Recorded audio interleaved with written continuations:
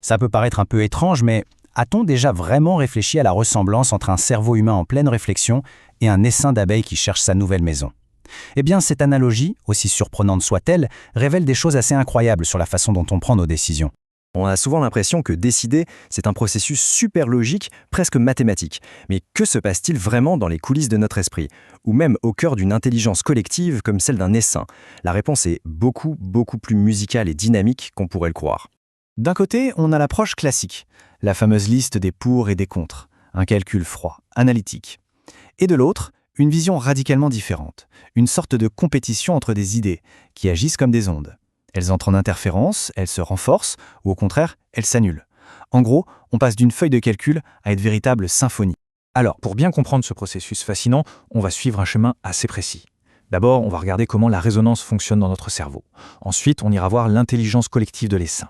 Puis, on verra comment ces deux mondes se rejoignent, avant de s'intéresser au rôle de nos idéaux et, pour finir, aux racines de notre propre irrationalité. Allez, on commence par chez nous, dans notre propre esprit. Comment est-ce qu'une décision peut bien émerger du chaos apparent de nos pensées?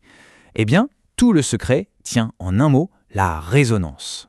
En fait, chaque option qu'on envisage n'est pas juste une ligne dans un tableau. C'est un ensemble bien vivant de neurones qui vibrent. C'est un champ d'énergie qui se renforce lui-même tout en essayant de mettre en sourdine les autres options. C'est une vraie compétition, très dynamique. Et voilà le point crucial. Au lieu de sortir la calculette pour évaluer chaque option, le cerveau les laisse toutes chanter en même temps, si on veut. La solution qui l'emporte, c'est celle qui entre le plus en résonance avec tout le système, celle qui crée le moins de dissonance à l'intérieur. Cette phrase, elle résume l'idée à la perfection. La décision finale, elle n'est pas calculée. Elle se décante, elle émerge du bruit ambiant de nos pensées au moment où la vibration la plus stable et la plus cohérente prend le dessus. Bon, maintenant passons à nos amis les abeilles. Un essaim entier doit prendre une décision absolument vitale. Où construire sa nouvelle ruche? Et pour résoudre ce problème super complexe, c'est une intelligence collective, totalement décentralisée, qui va se mettre au travail. Les éclaireuses, ce ne sont pas de simples visiteuses, non. Elles collectent des données hyper précises sur plein de critères différents. Ce qui est vraiment fascinant, c'est la façon dont elles arrivent à transmettre toute cette information complexe. Cette fameuse danse des abeilles, c'est bien plus qu'un simple comportement. C'est un véritable algorithme de compression de données. La qualité d'un site est directement traduite en énergie. Plus le lieu est top, plus la danse est intense, longue et répétée. Le processus est d'une élégance redoutable. Les bonnes idées attirent des partisans. Les partisans des différentes idées s'empêchent de parler les uns les autres, et quand un groupe atteint une masse critique, ce qu'on appelle un quorum, hop, la décision bascule. Et tout ça sans aucun chef. Et c'est là que les deux mondes se rencontrent. Le cerveau qui bourdonne et l'essaim qui pense. On va voir qu'ils suivent, chacun à leur échelle, des principes de fonctionnement qui sont incroyablement similaires. Regardez, c'est limpide. Les assemblées de neurones qui sont en compétition dans notre tête, eh bien, ce sont les éclaireuses. Les oscillations neuronales, ce sont les danses. Le poids émotionnel qu'on donne à une idée, c'est l'énergie que les abeilles mettent à recruter. L'inhibition entre les neurones, c'est quand les abeilles interrompent les danses des autres. Et le seuil de décision, c'est le quorum. Deux systèmes, un seul et même plan d'action. Mais attention, cette analogie a quand même ses limites. Parce que chez l'humain, il y a une couche de complexité qui vient s'ajouter à ce modèle. On ne compare pas seulement les options entre elles, on les mesure par rapport à quelque chose de bien plus abstrait.